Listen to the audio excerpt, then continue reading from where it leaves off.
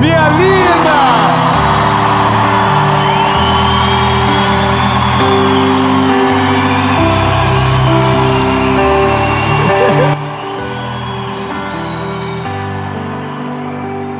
Olha, talvez você entrou nessa mensagem porque o título te chamou a atenção.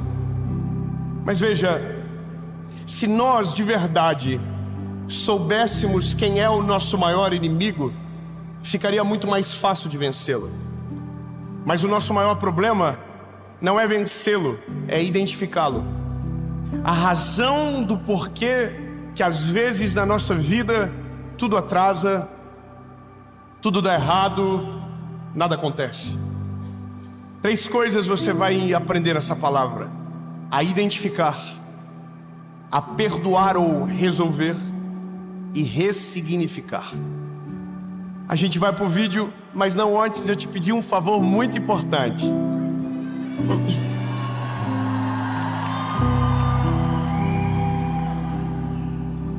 Curte o vídeo, bebê. Rapidinho, aperta o botãozinho de likes. Vai mais longe quando você curte o vídeo. Compartilha. Comenta, irmão. Vai lá no comentário e fala assim: vi porque ele pediu. Então eu tô aqui.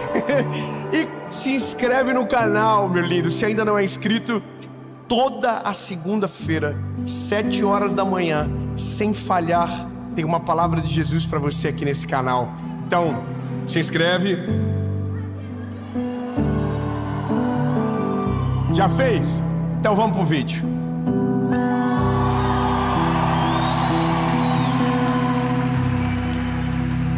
Evangelho de Jesus, conforme escreveu Mateus, capítulo 4, fala sobre a tentação de Jesus.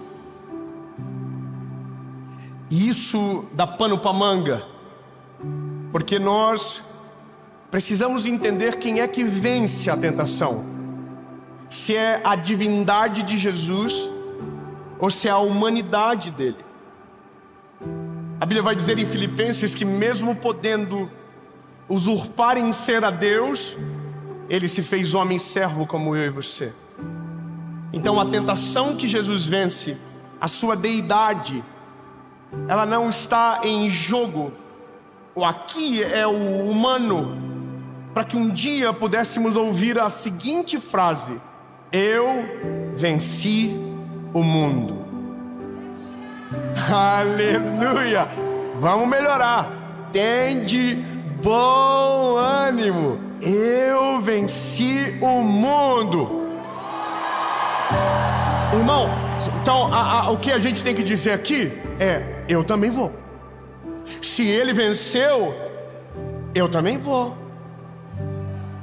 Vamos de novo. Ele venceu o mundo.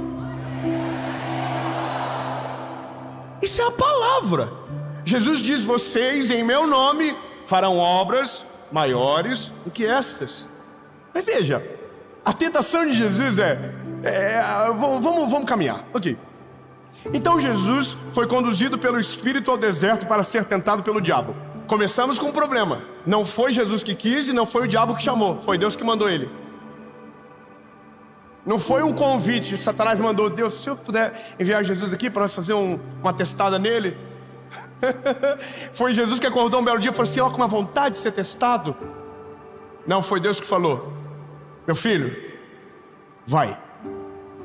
O Espírito conduziu ele no deserto, 40 dias sem água e sem comida.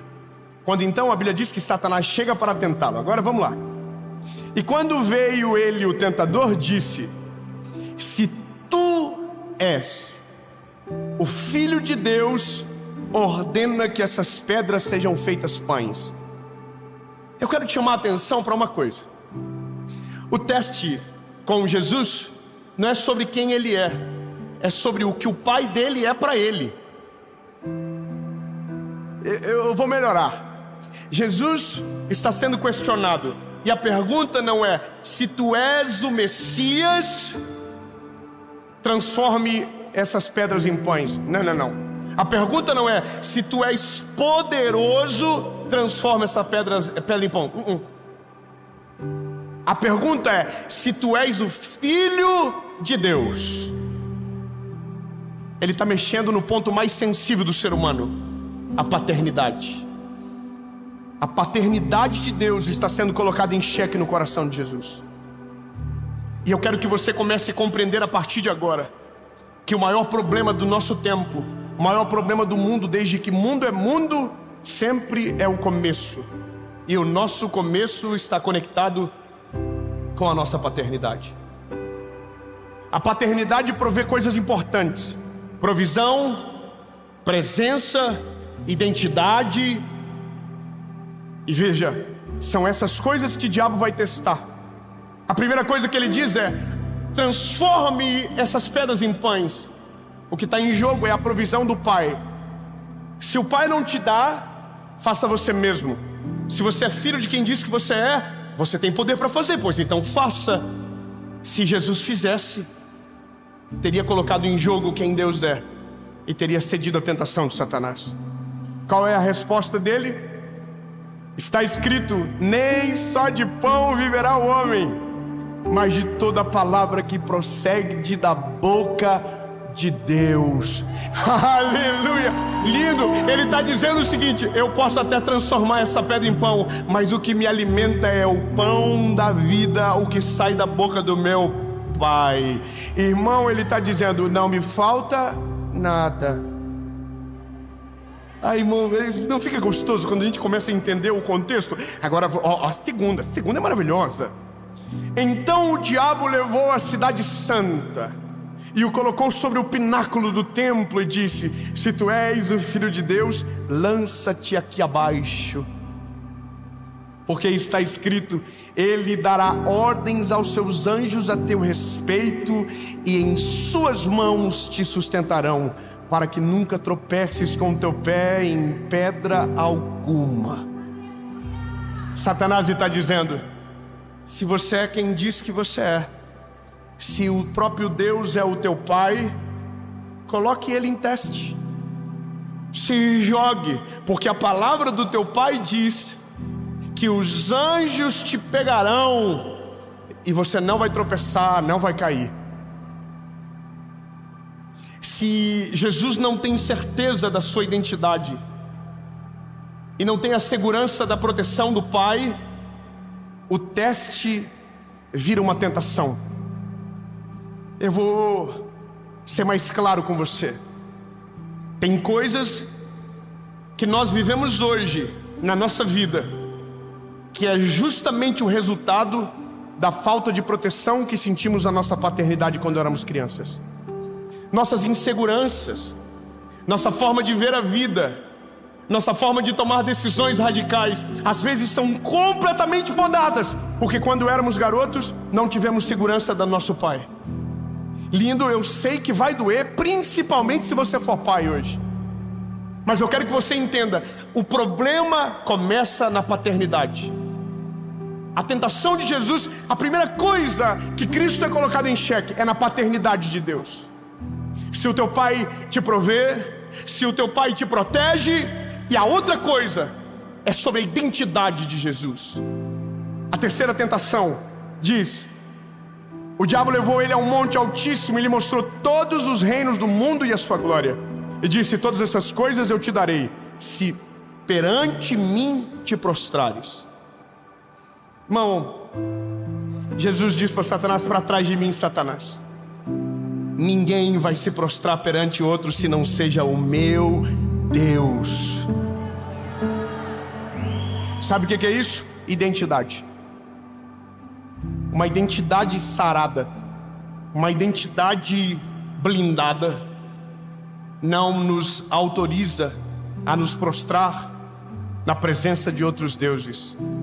E eu vou ser objetivo com você: não nos deixa ceder a tentações, não nos deixa entrar em portas que Deus não autoriza, não nos deixa tomar decisões que um filho seguro tomaria. Não nos deixa. Então, temos o primeiro impacto de Cristo: Ele venceu.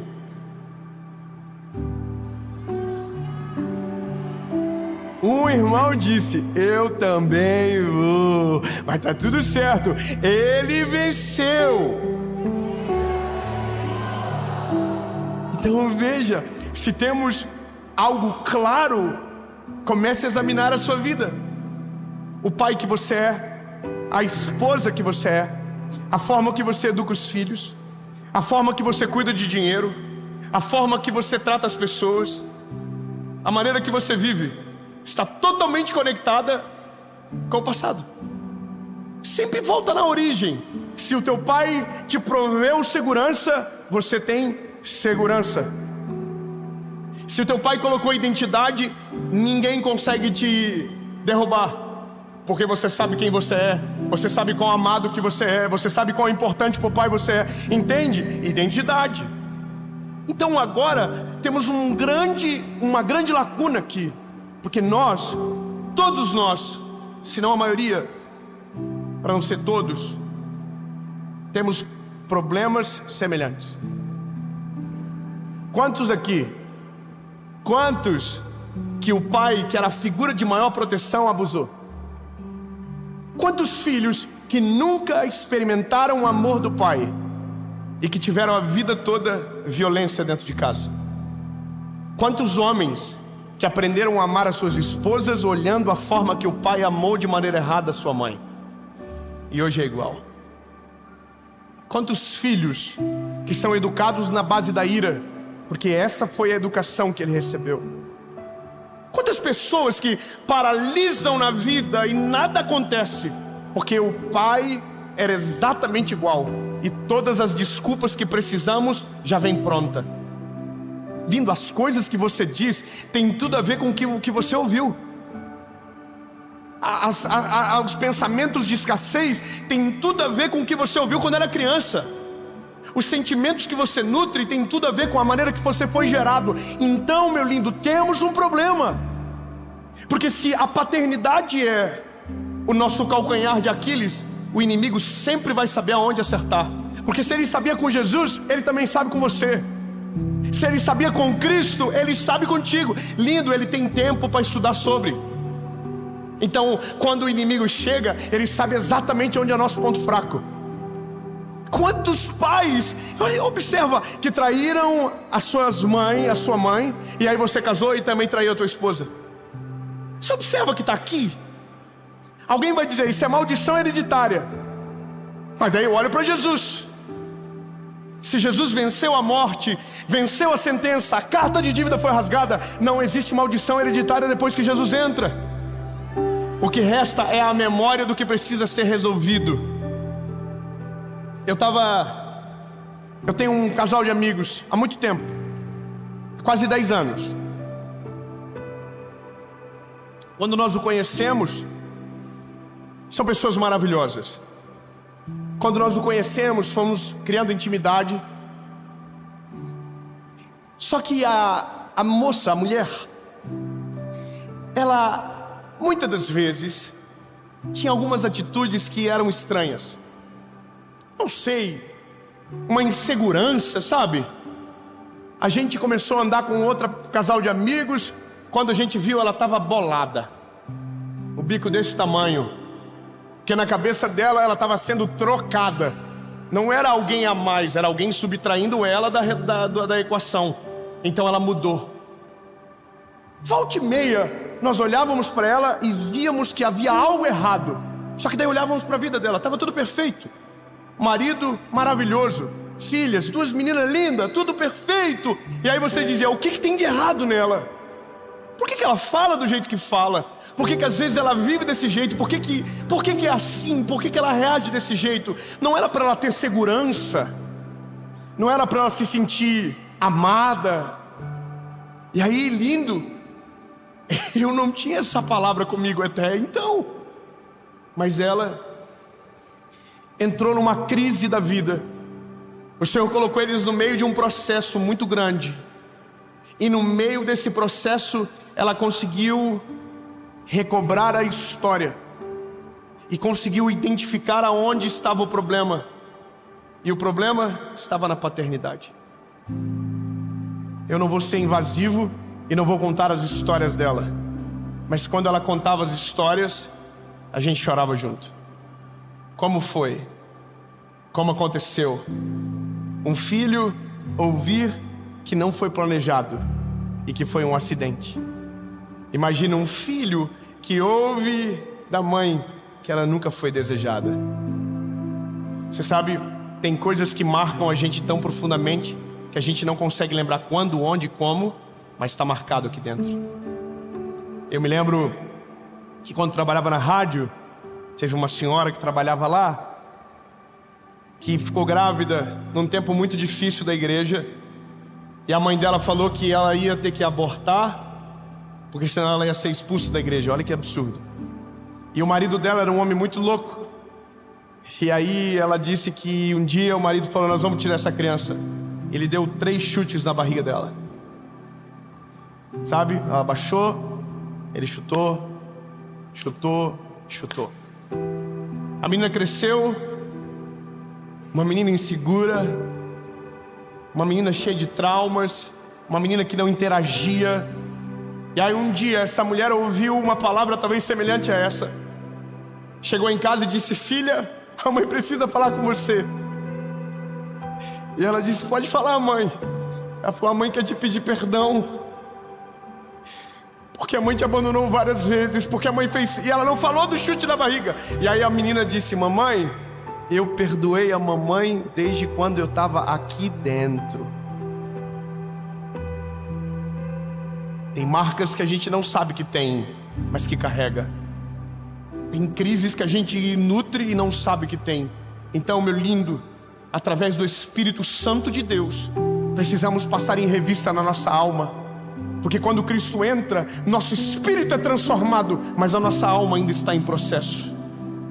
O que está dentro de você que até hoje não foi resolvido a ponto de te deixar seguir em frente? Por que ainda não melhorou? E aí o caminho ele é árduo, porque quando a gente identifica e aquilo ainda não foi curado, dói como se fosse no dia. É como um machucado, que quando você mexe, dói mais do que quando o acidente aconteceu. Que quando o acidente aconteceu, você estava com 1 milhão de sensações, agora você está olhando para o machucado que tem.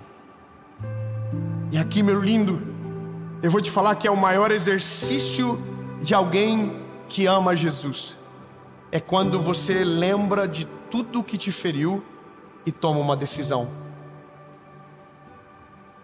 É quando você olha para tudo que viveu, para tudo que passou, e consegue associar o porquê faz o que viveu, porque é o que aconteceu, porque fala do jeito que fala, e começa a lembrar de tudo que ouviu.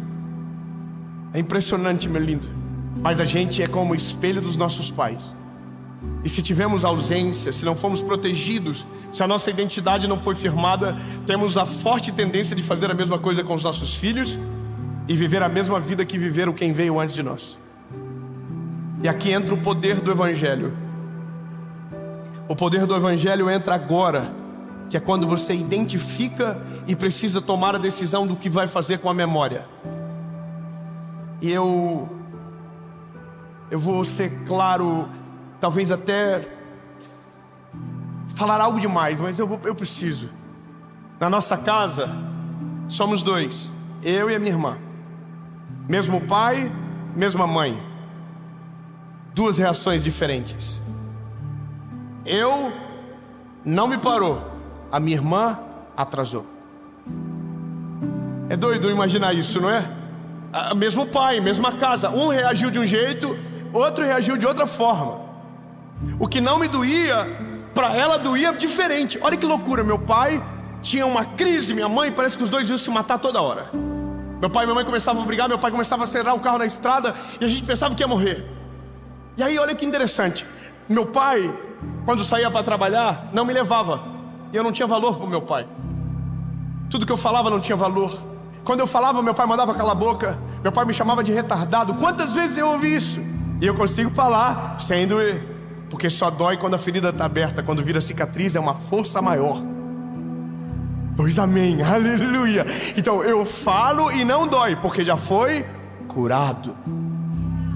Mas olha só, eu olhava o meu pai saía com a minha irmã, não saía comigo. E o meu pai saía com a minha irmã e eu dizia: puxa vida, o pai nunca me leva. E a minha irmã pensava: o pai vai fugir comigo e vai abandonar minha mãe.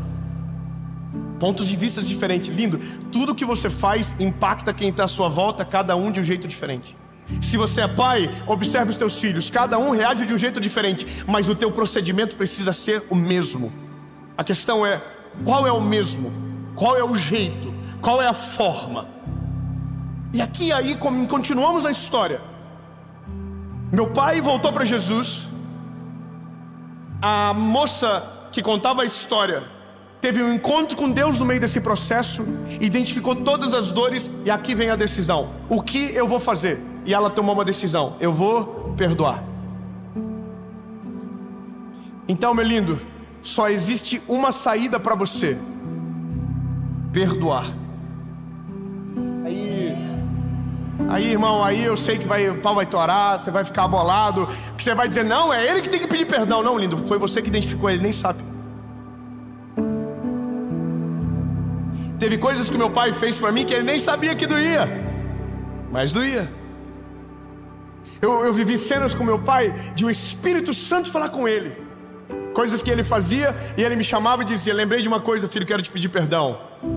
Mas eu fiz o contrário. Teve um dia que eu fui até o meu pai e disse: pai, eu quero perdoar o pai.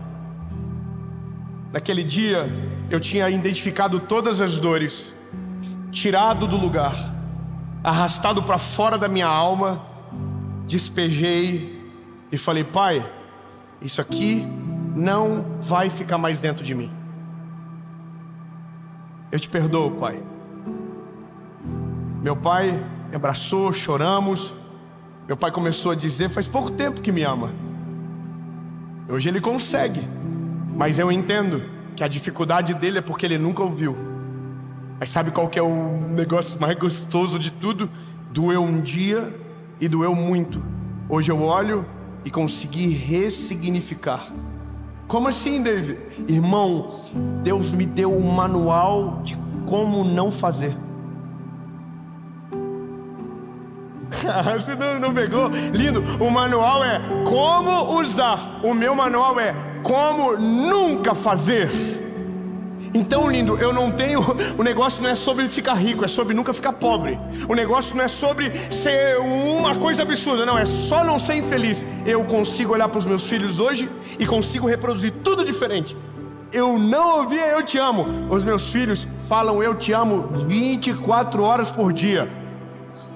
Eu não ouvi, eles ouvem. Eu nunca fui pedido perdão pelo meu pai quando eu era garoto. Meu filho com 5 anos, 6 anos agora, eu falei na frente dele: filho, pai quer te pedir perdão pelo que o pai fez. Sabe o que é isso? É ressignificar. Então, lindo, identifique as suas dores, identifique os motivos, identifique as razões, dê nome aos problemas, traz a luz e tome uma decisão. Perdoe todos aqueles que te feriram, porque enquanto você não perdoa, o que você nutre dentro de você só faz mal para uma pessoa: você. É o teu futuro que não acontece, é a tua vida que não deslancha, é as tuas emoções que são prejudicadas, é você que fica amargo, meu lindo. Então não adianta identificar e não resolver, ou não adianta pensar que está tudo certo, sendo que lá atrás está cheio de lixo escondido. Vai atrás, busca, traz para fora. Aí a Bíblia vai dizer que Jesus venceu, então eu tenho a segurança de saber que como homem ele vence a tentação, eu posso vencer o meu passado, porque se eu não tive a paternidade que gostaria, consigo transferir tudo para Cristo, porque Ele é a paternidade perfeita. Não me falta provisão, não me falta presença, não me falta cuidado, não me falta identidade quando eu olho para Ele.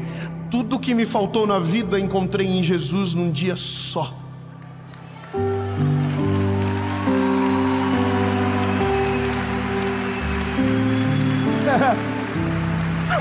Aí, irmão, eu encontrei, eu perdoo, pronto, você se livra da bagagem. E aí eu ressignifico, eu crio uma história nova a partir daquilo que vivi. Veja, meus filhos serão muito melhores do que eu. Obrigado, seu irmão. Eu acredito, em nome de Jesus. O João vai mais longe, o Noah vai mais longe, a minha filha maravilhosa, linda, vai mais longe. Vai ser muito melhor. Por quê? porque o terreno deles é o meu teto, e eles vão construir acima disso. Mas quando eu volto para o meu pai, o abraço é gostoso, porque não tem mais nada entre nós. Lindo, resolva sua paternidade. Eu imagino que agora eu quero acreditar nisso. Vai ter filho pegando o telefone, não para jogar na cara do pai o que o pai fez, mas para dizer: pai, eu te libero, pai. Doeu, mas eu não vou deixar que doa mais.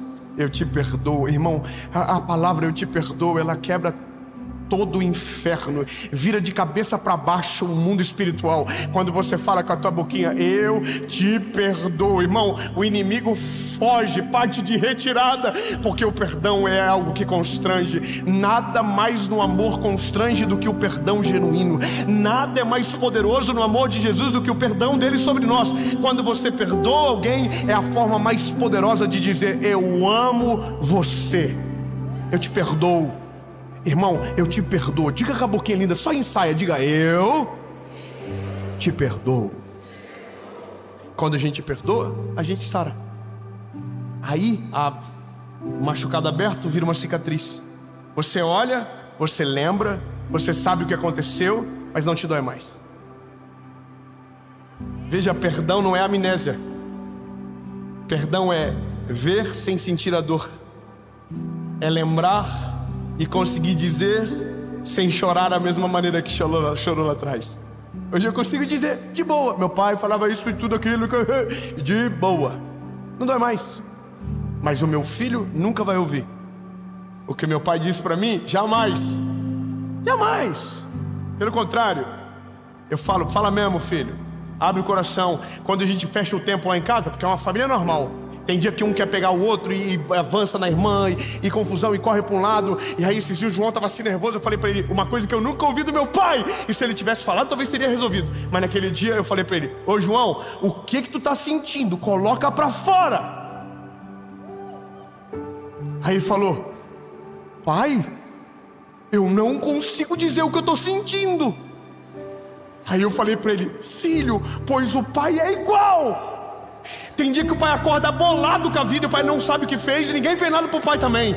E o pai, ele falou: o pai também, e o pai também. Então toca aí, filho, só vamos aprender a resolver as coisas mais de boa, relaxa. Irmão, olha que maravilha! Eu libertei o meu filho de uma coisa que me aprisiona se eu não cuidar também. Essa é a parada de curar a paternidade. É conseguir gerar algo novo a partir daquilo que Deus ressignificou no teu coração, a partir do perdão que você liberou. Ô lindo, libera todo mundo. Libera os teus pais, libera a tua mãe, meu amor. Você que teve uma mãe narcisista que ficou em cima de você a vida inteira para não deixar você crescer. Linda, se liberta. Você é uma princesa do Senhor. Deus tem um plano maravilhoso com a sua vida, e você não vai ser a cópia daquilo que te feriu.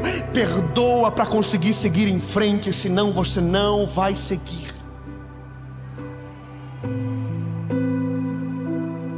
Bom, terminamos.